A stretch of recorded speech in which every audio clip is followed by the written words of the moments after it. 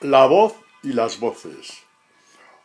Al igual que otros profetas, Jeremías es impulsado por Dios a denunciar a su pueblo, el Israel de la alianza, el Israel elegido y llamado a ser el torrente por el que todas las naciones serán bañadas con las bendiciones divinas, el Israel en cuyo seno habrá de nacer el Mesías, fundamento y razón de ser de nuestra inmortalidad. Israel, la niña de los ojos de Dios, se cansa de él. Sus sentidos necesitan ver, oír y tocar a su Dios de la misma forma que los demás pueblos ven, oyen y tocan a sus dioses. A esto hay que añadir que ya no son esclavos de nadie, han prosperado, son ricos y fuertes, en fin, todo un conjunto de realidades que les lleva a la conclusión de que pueden perfectamente prescindir de Dios. El pueblo santo pasa así a una apostasía, si no teórica, sí práctica. Israel se aparta, da la espalda a Dios, a pesar de lo cual sigue siendo la niña de sus ojos. Por eso, porque su ternura es inagotable, le envía profetas para recordarle su prodigiosa historia de salvación, que le haga tomar conciencia de quién es y que su desarrollo y prosperidad han sido posibles gracias a su Dios, ese que, si bien no es visible a sus ojos, nunca ha dejado de estar a su lado. Jeremías, que expresa como nadie la ternura y también la misericordia de Dios para con su pueblo, y en él a todos y cada uno los hombres, denuncia la apostasía de Israel en términos tan claros como inequívocos. No hay asomo de ambigüedad en su hablar, aunque, y bien que lo sabe, le causará todo tipo de rechazo e incluso persecución. Sin embargo, junto con la denuncia, Dios pone en su boca promesas que vienen en ayuda de la debilidad de estos hombres.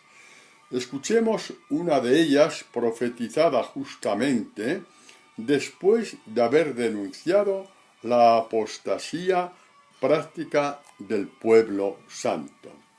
Volved, hijos apóstatas, dice el Señor, porque yo soy vuestro Señor. Os iré recogiendo uno a uno de cada ciudad. Os pondré pastores según mi corazón, que os den pasto de conocimiento y sabiduría. No nos cuesta ningún esfuerzo reconocer en Jesucristo al buen pastor por excelencia, según el corazón de Dios, anunciado por Jeremías. Él es quien escribirá la palabra en el corazón del hombre, llenándolo del sabio conocimiento de Dios. Él será quien dará a conocer a sus discípulos los misterios del reino de los cielos, expresión bíblica que en realidad significa los misterios de Dios. A vosotros se os ha dado a conocer el misterio del reino de los cielos. Mateo 13:11. Siguiendo adelante en esta misma cita bíblica y en el mismo contexto, Jesús hace mención de la palabra del reino en una referencia inequívoca a la palabra de Dios. Él es el buen pastor que con su palabra introduce a los suyos en el misterio de Dios, introducción que, como nos dice Marcos, es llevada a cabo en la intimidad como quien confía un secreto. Y les anunciaba la palabra con muchas parábolas como estas, según podían entenderle, y no les hablaba sino sin parábolas, pero a sus propios discípulos se lo explicaba todo en privado. Marcos 4, 33, 34. Creo que no hemos tenido ninguna dificultad en reconocer a Jesús como el pastor según el corazón de Dios, profetizado por Jeremías. La cuestión es que el profeta nos habla de pastores en plural, pastores según el corazón de Dios, que sientan el crujir de las telas de sus entrañas ante las inmensas multitudes que vagan por el mundo entero, vejadas y abatidas, porque no tienen quien alimente sus almas. El salto que se nos pide a los hombres para pastorear así, según el corazón y la misericordia de Dios, es una quimera, una utopía. Se nos pide un imposible. Bueno, para eso está Dios y para eso se encarnó. Se hizo Emmanuel para que fuésemos testigos de la viabilidad de aquello que consideramos, con justo criterio, inviable e imposible. De hecho, un hombre de fe es alguien que acumula muchos imposibles en su vida y que Dios ha hecho posibles. Una vez resucitado Jesús, el que somete toda utopía se encuentra con los suyos, con sus discípulos. Nos deleitamos en uno de esos encuentros, el que tuvo con Pedro después de la pesca milagrosa. Conocemos las líneas maestras de la conversación que mantuvo con él. Pedro, ¿me amas? Señor, sabes que sí. Apacienta mis ovejas. Y así por 3 veces. La propuesta del Hijo de Dios deja a Pedro aturdido. Está proponiendo un pastoreo a sus ovejas, unas ovejas que necesitan ser alimentadas, como decía Jeremías, con pasto de conocimiento y sabiduría. Bastante estupor sobrelleva Pedro al ver a Jesús dirigirse a él con el corazón lleno de perdón por su triple negación, como para asimilar esta invitación, ser pastor como él, según su corazón, con la misión de, como dice San Pablo, administrar los misterios de Dios. Primera de Corintios 4:1. Yo los capacitaré. No hay corazón que pueda soportar tanto amor. Parece como si éste librase una batalla por su propia supervivencia, como si todo en su interior fuera a saltar en 1000 pedazos. Detengámonos un poco e intentemos hacernos cargo del caos que se ha desencadenado en las profundidades del apóstol. En realidad Jesús le está ofreciendo el don de alimentar, apacentar a sus ovejas, tal como el buen pastor descrito por el salmista las apacienta. Así es. Jesús, al proponer a Pedro el pastoreo de sus ovejas, le está capacitando para conducirlas a los verdes prados donde puedan alimentarse de la fresca hierba. Es decir, no de pan recalentado, sino de ese pan de cada día, aún caliente y crujiente, recién salido del horno del misterio de Dios. Bajo esta llamada, Pedro será el buen pastor que hará de la palabra un banquete en el que cada invitado será ungido con perfumes por el anfitrión, Dios, y en el que la copa de la comunión, el amor en el Espíritu, rebosa como profetiza el salmista, un banquete en el que todos somos Juan, con nuestro oído recostado sobre el pecho de Dios, sede de su sabiduría, es decir, como Juan a la escucha. Apacienta mis ovejas, por 3 veces. Jesús confía esta misión a Pedro. Por 3 veces el pescador rudo se estremece, sus rodillas tiemblan como las de un adolescente que reprime sus emociones. Oigamos el rumor interior de Pedro. Jesús me confía sus ovejas, aquellas por las que ha sido desfigurado en la cruz hasta morir. Me confía lo que le ha costado toda su sangre, su cuerpo y su dignidad. Pedro, sin salir de su asombro, oye esta invitación.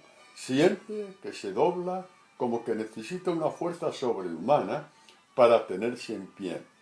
No se atreve a decirle a Jesús cuánto le ama, pues ni siquiera se considera digno de amarle. Sin embargo, cada uno de sus temblores y estremecimientos le delatan. No sabe muy bien por qué, pero adivina que sus negaciones se han perdido desdibujadas por el cosmos inmensurable. Por supuesto que no entiende lo que le está pasando, lo que sí intuye es que está limpio, sin pecado. Una sangre derramada le ha purificado, ha borrado sus pecados sin dejar rastro de ellos, como siglos antes había suplicado el rey David. Purificación que los cristianos tenemos ante nuestros ojos cada vez que celebramos la Eucaristía.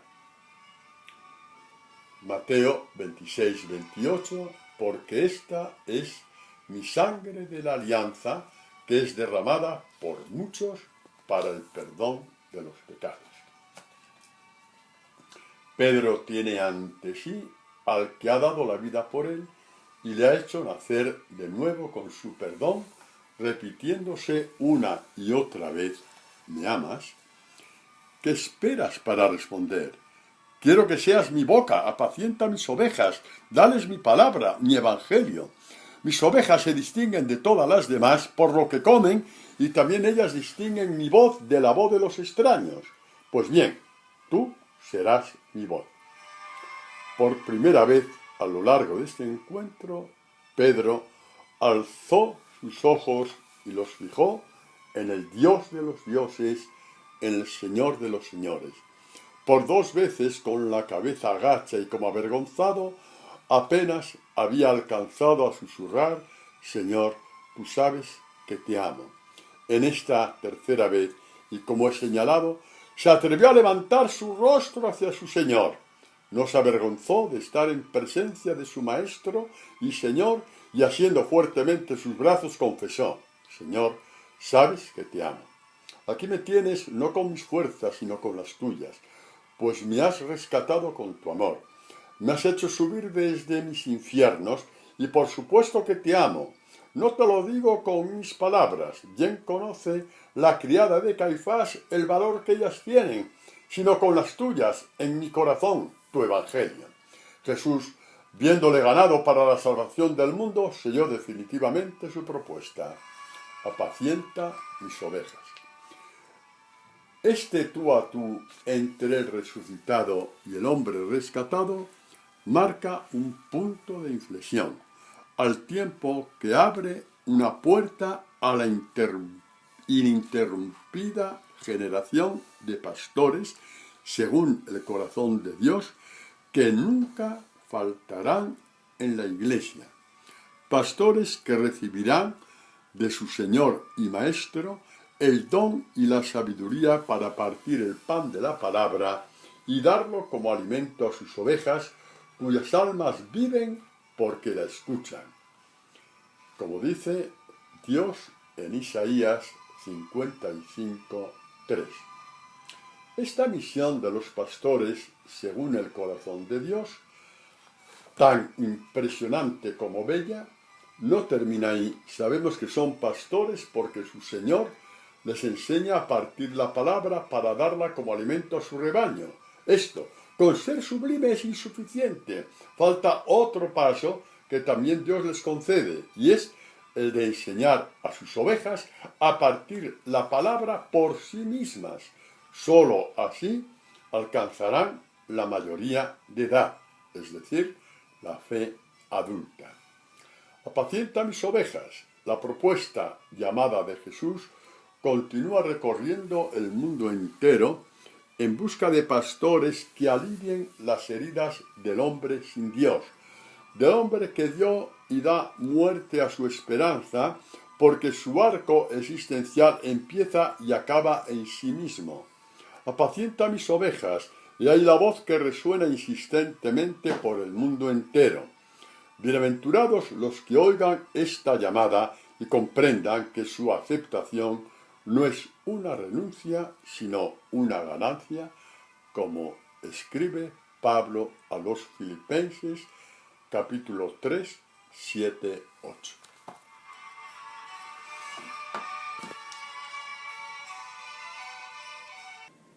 Hasta aquí han sido las palabras del padre Antonio Pavía respecto a la primera catequesis del ciclo Los discípulos de Jesús y el Evangelio.